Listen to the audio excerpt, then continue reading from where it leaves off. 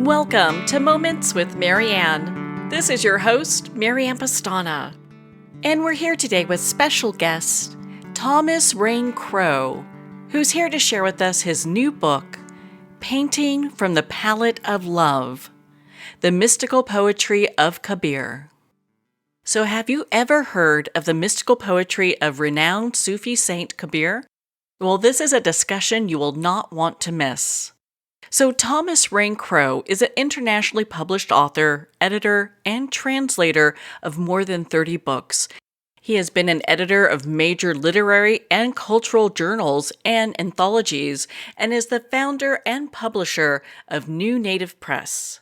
He lived in San Francisco during the 1970s, working alongside the people cited in his book, Starting from San Francisco, The Baby Beat Generation, and the Second San Francisco Renaissance. He was an original member of the group responsible for the resurrection of Beatitude magazine during those years. So let's welcome to the show, Thomas Rain Crowe. It's so nice to be here and nice of you to invite me. So I'm looking forward to our conversation. Well, I have been looking forward to this conversation as well. My goodness, I have so many questions for you, and I guess we'll start from the beginning. It's just, what inspired you to write this book? Well, to be perfectly honest, it was the pandemic. I had too much time on my hands, and I've been doing kind of a monkish pandemic time and not getting out and doing much and gathering with people. And so I was looking for something to do, and I picked up an old copy of a Tagore translation of Kabir.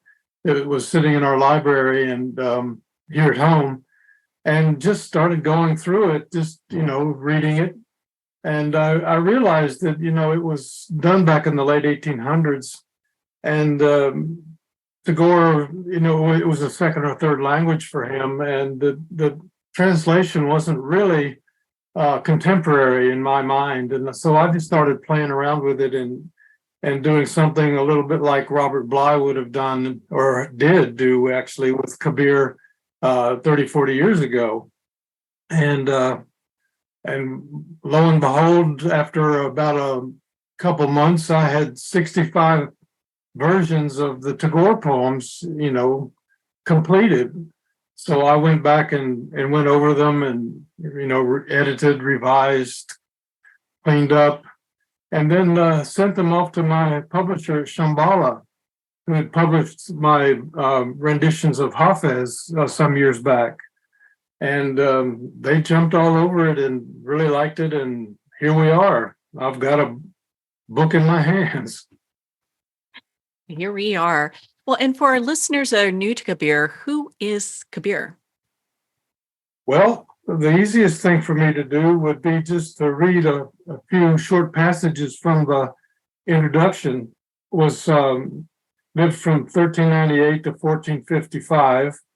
From all we know, Kabir was a simple man and not actually a practicing ascetic as such, but a regular family man and part of a community where he was a weaver by vocation. When he died, both Hindus and Muslims claimed him as their own, and he believed that spiritual wisdom, or truth as he called it, was only available to the person who is on the path of the divine and not confined to the material or mental aspects of the world. To know the truth, Kabir said, one must drop the ego. Kabir is widely believed to have become one of the many disciples of the Bhakti poet Saint Swami Ramananda, known for devotional teaching that God is inside every person and everything. Kabir's poetry almost ridicules man's need for religion, citing many of the religions of his day. Rather than rituals and strict doctrines, Kabir encouraged his followers to go within and to consider oneself as being part and parcel of God. So Rabindranath Tagore, the Indian poet, philosopher, and artist, selected 100 of the poems of Kabir and translated them into English for the first time. Of these, I've chosen 65, interpreting and rendering them into contemporary framework and language, making them accessible to a modern day readership looking to non-Western spiritualities for inspiration. And at this time in which traditional gender roles are being examined ever more critically, I took particular care to make the poems accessible to women, in part by using feminine pronouns for God in the entire second half of the book.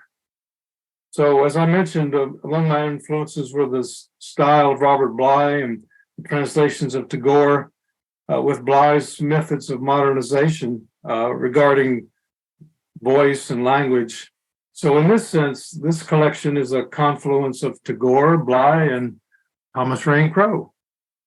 So this is really bringing more modern language to these pieces so people can better understand them? Yes. I wasn't thinking about a published book when I was actually doing it. I was just doing it for fun and making it more contemporary and more common language usage. What type of research did you do for this book? Well, like I mentioned, I was really just using Tagore's translations into English from the collection Songs of Kabir, which was published in 1915. And I had an old version of that book, and I just went straight from Tagore to my blank page here on the desk, and did it that way. I didn't do too much. I mean, I read a lot about Tagore, and I'd known about Tagore in the past anyway, so I didn't have to do too much of that. It was really just translating or transcribing one text into another more modern form. So you start off the first chapter as he. Why don't you share a little bit about that with us? Here's one. Like I mentioned, the first half is all in the pronoun he, and the second half is in the pronoun she. And I ran these translations past a few of the women writer friends that I have, and they really like the idea of the she pronoun, even though Tagore or Hafiz did not use the she pronoun, and it was all masculine. But I think these days we don't really know if God is masculine or feminine, so it's only fair to give both sides equal time. So here's one from the he selection. It's called This Small Clay Bowl. In this small clay bowl are fields and forests. It's there that the Creator resides. Within this bowl are the 7 oceans and all the stars in the sky. The sacred earth and the environmentalists live there too.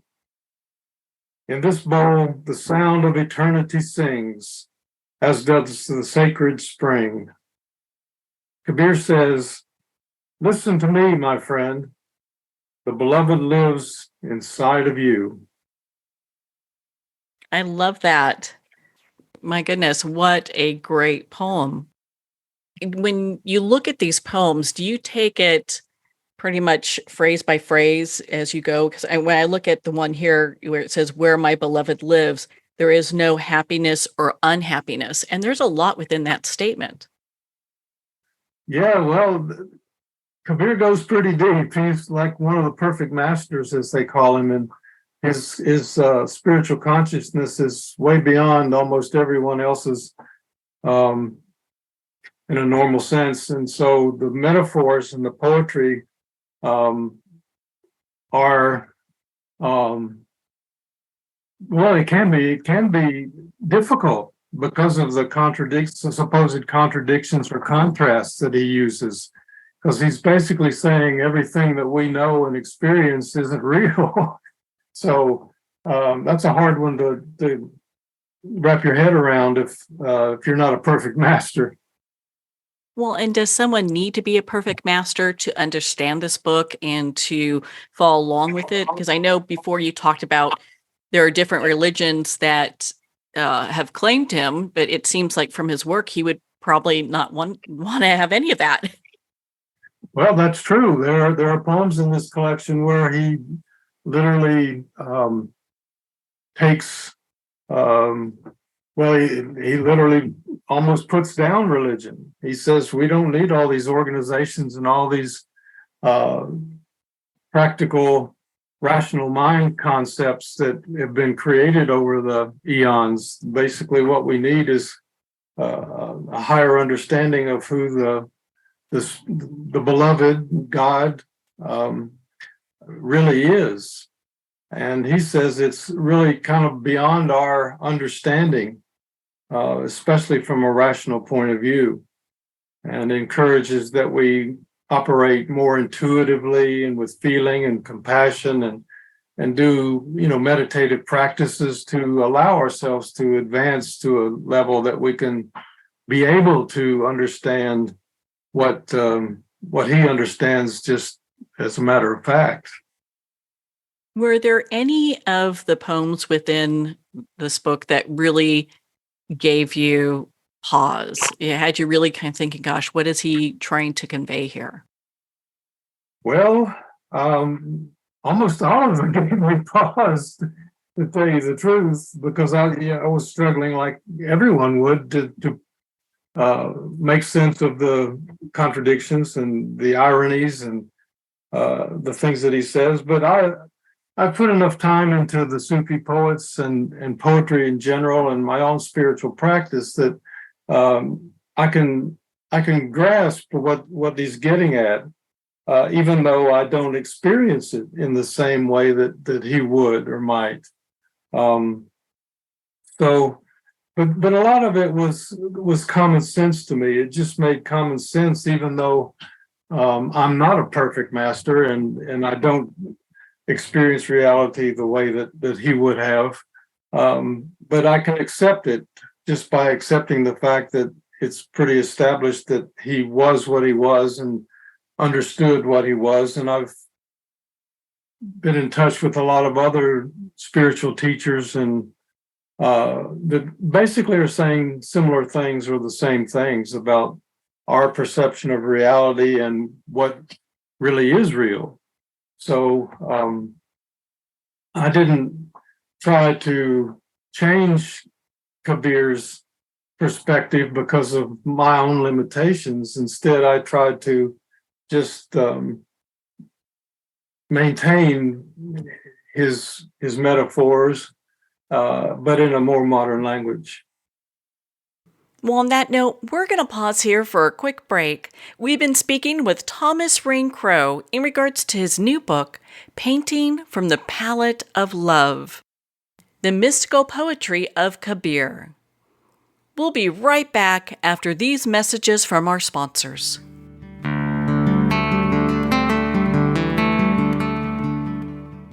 Looking for a page-turner? Cozy up to a fantasy adventure romance trilogy with The Girl in the Toile Wallpaper by Mary Kay Savarese. The second novel in the Star Writers trilogy, The Star Writers Club, is coming soon. Take the journey. Connect with Mary at www.maryksavarese.com. Her books are available on Amazon, Barnes & Noble, and all indie bookstores.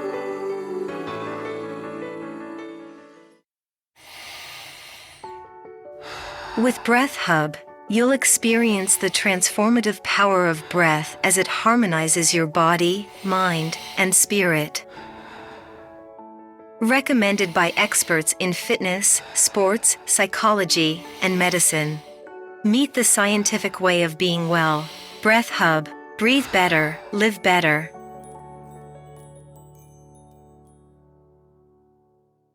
Are you a coffee lover who wants to make a difference? Look no further than Fire Department Coffee, a veteran-owned business that gives back to support first responders in need. Each batch of coffee is freshly roasted right here in the USA by a dedicated team of first responders and coffee experts. So when you enjoy a cup of Fire Department coffee, you're not only drinking high-quality coffee, you're supporting members of your community. Start your day with a coffee that gives back. Visit firedepartmentcoffee.com. That's fire, D-E-P-T, coffee.com. The book Terminal Cancer is a Misdiagnosis, authored by Danny Carroll, is on sale at Amazon now. Licensed psychologist and psychotherapist Tessa Antia-John-Guerra commented, "This is one of the most empowering books on a topic of cancer you will ever read." Award-winning author T.L. Needham commented, "This recommended book can be understood by anyone seeking answers, hope, and alternatives to a terminal diagnosis. Buy it now on Amazon.com. Pandemonium. Fast forward 20 years. A U.S. president seizes control of all U.S. missiles, the power grid, the banking system, and every computer in America as he hides in an underground bunker.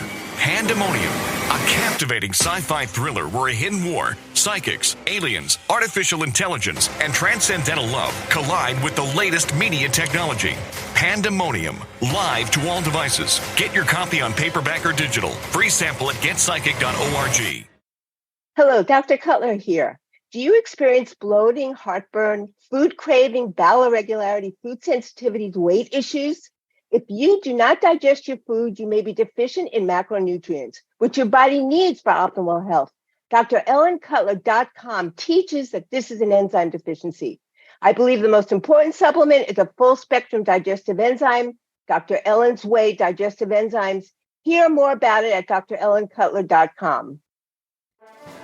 Internationally recognized and award-winning author Judy Goodman works and teaches outside the box of limited thinking. Working with people from every walk of life, her goal is to empower you to be the best you can be, no matter what the challenge is. Born with the gift of seeing beyond our normal vision, she has an extraordinary gift of working with every challenge. Teaching beyond conventional wisdom, her work is described as life-changing. Visit judygoodman.com. That's judygoodman.com.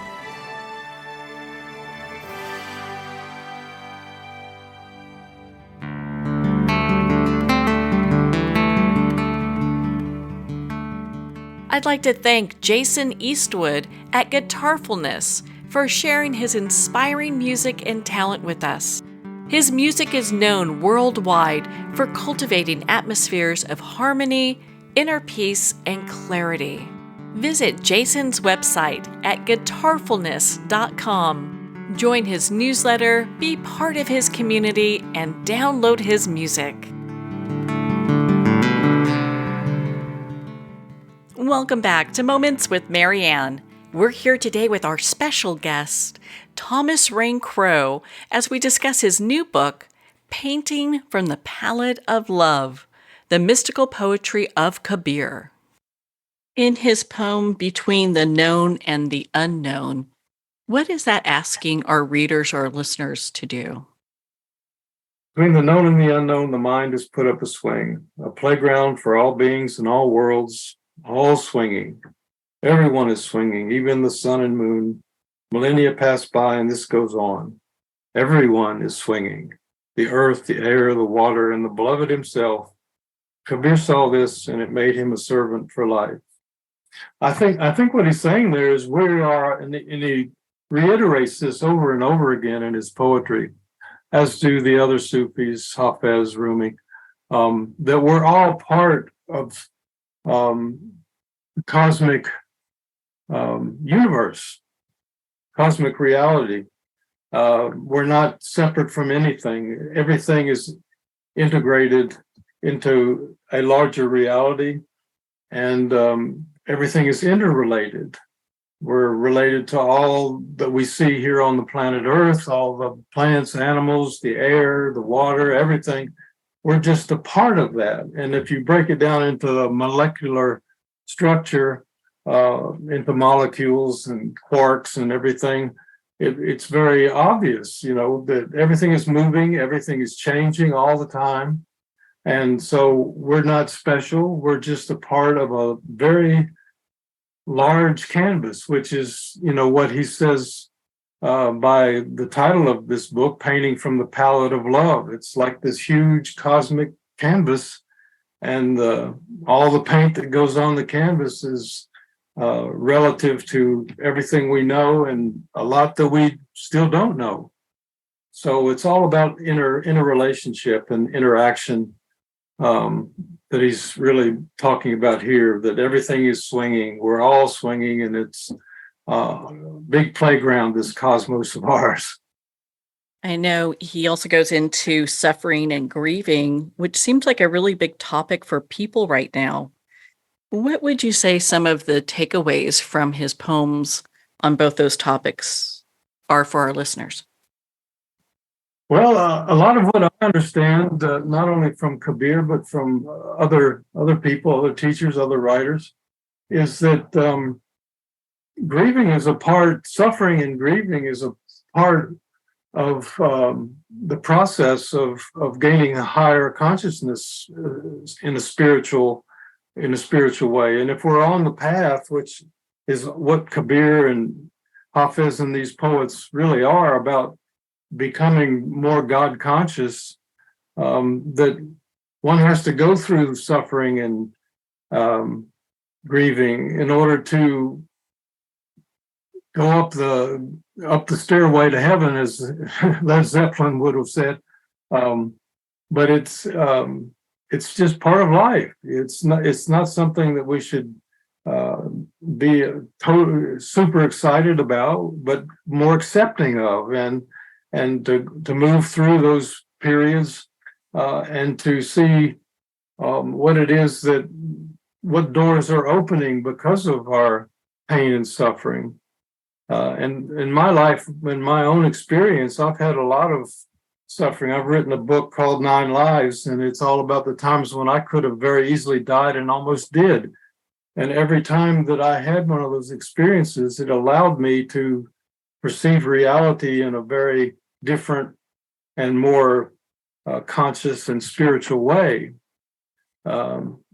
So sometimes we have to learn things the hard way, learn our lessons the hard way, and go through this pain and suffering to make the next step up the ladder toward higher consciousness. And that's what Kabir is saying. Thank you for sharing that.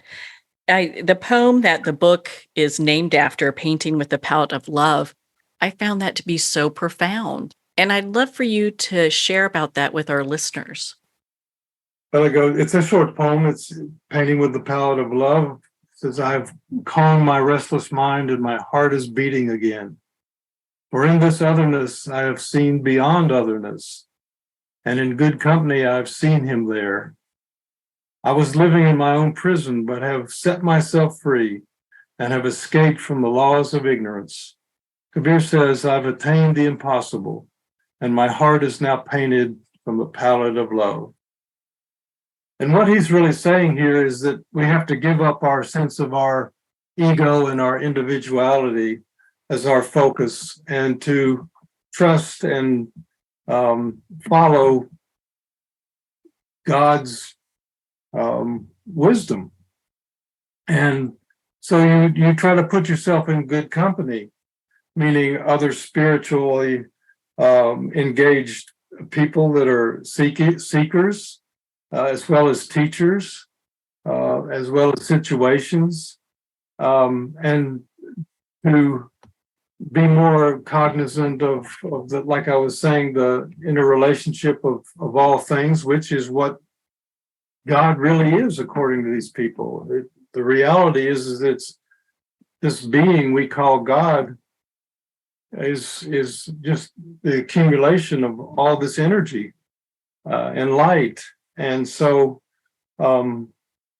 it's really beyond the otherness he speaks of, is beyond what we can perceive. So it's really about belief and paying attention and listening. I say listening, feeling, observing, and becoming wise in the sense of giving up our ignorance. Because if you just look at the news or you look around today, I mean, you don't have to look very far. There's a lot of ignorance in the world.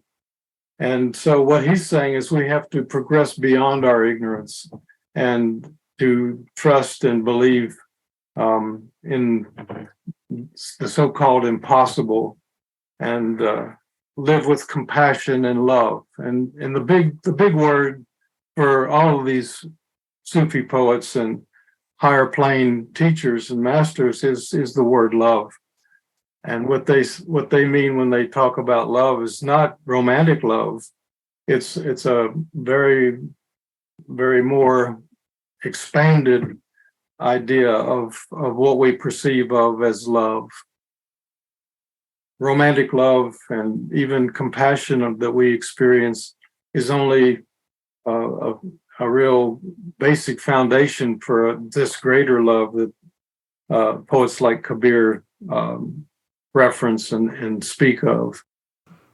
There's a poem that really captured my attention titled Light, and it says that the Vedas say that the unconditioned lies beyond the world of conditions. Can you please share with our listeners what Kabir is saying to us here? Well, not being a perfect master, I'm not really sure what the is. I'm just the messenger here. I'm translating, transcribing from one smart guy to the rest of the world. But it just means that our perception, I think, is limited. In these bodies and this experience that we have in this life, we think is real. These people believe that it's just illusion. And there's a lot of conditions and there's a lot of parameters in our experience and our observations and understanding. And what he's saying is that reality really lies beyond these conditions or these parameters into a state of, unconditioned bliss, really, is a word that they use a lot. So, again, it's beyond our experience and beyond our comprehension in a lot of cases. But you have to believe, you have to accept, if you want to go on this path, this journey, that what these people who are supposed to be with elevated consciousness are saying.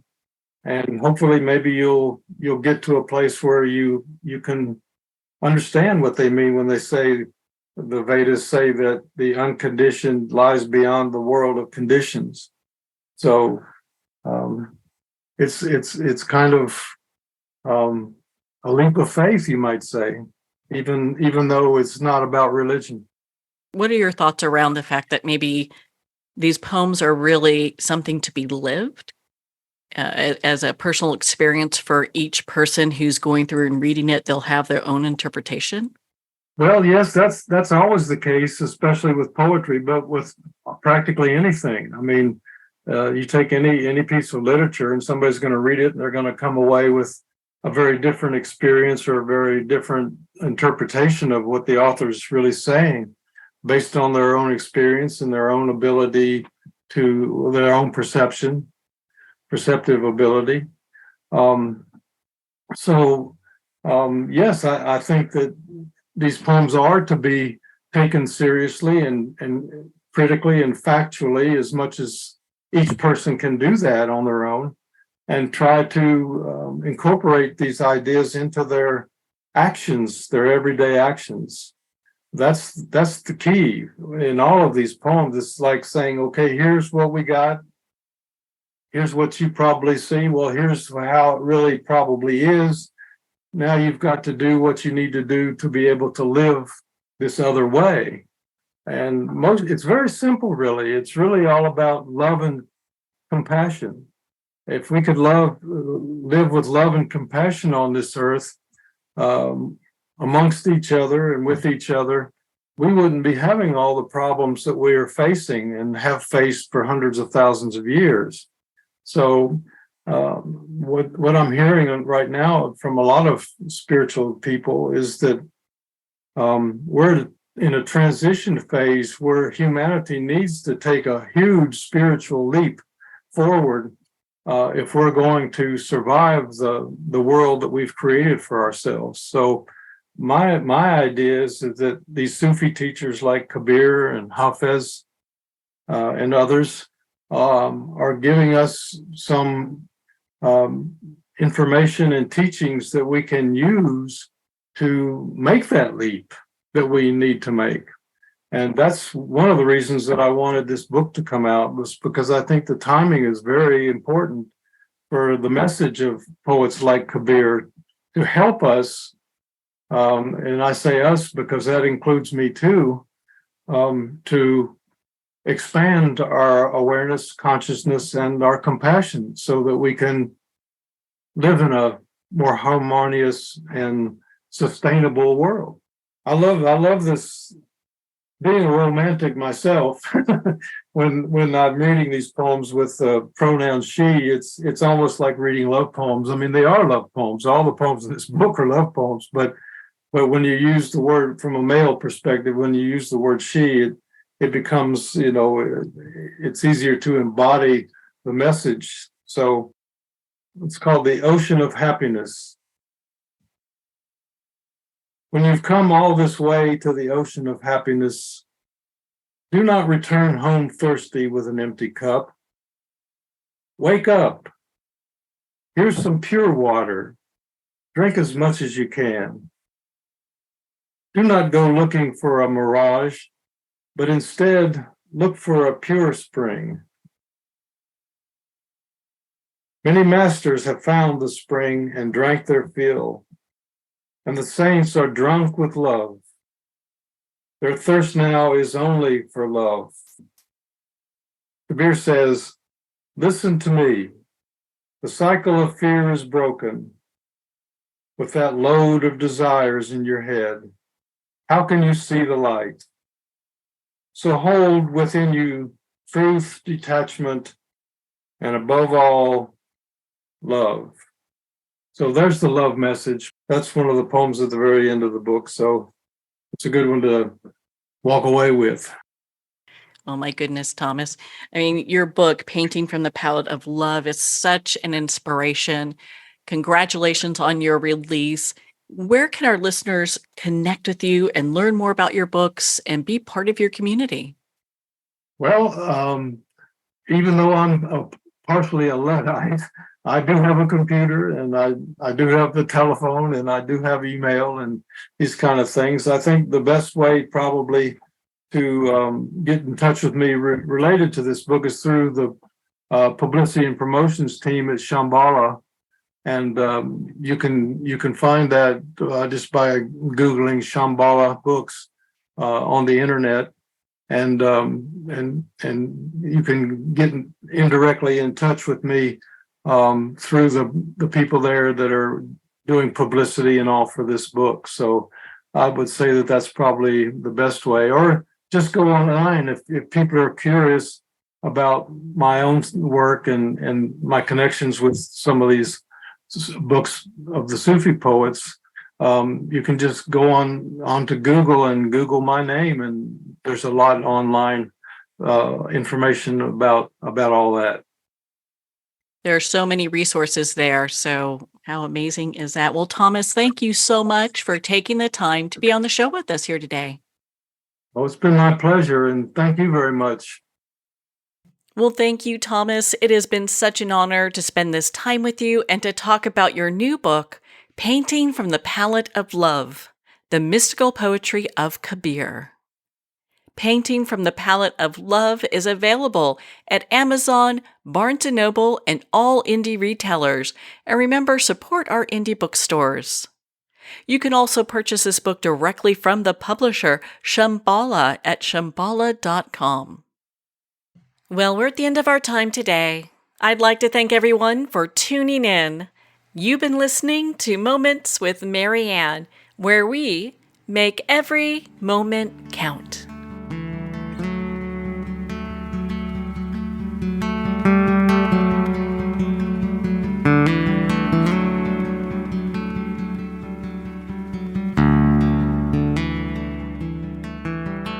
In a single moment, your life can change. Moments with Marianne is a transformative hour that covers an endless array of topics with the best of the best. Her guests are leaders in their fields, ranging from inspirational authors, top industry leaders, and business and spiritual entrepreneurs. Each guest is gifted and a true visionary, a recognized leader in her own work, and while teaching others to develop, refocus, and grow, Marianne will bring the best guest and sometimes a special surprise. Don't miss this. You never know just which moment will change your life forever.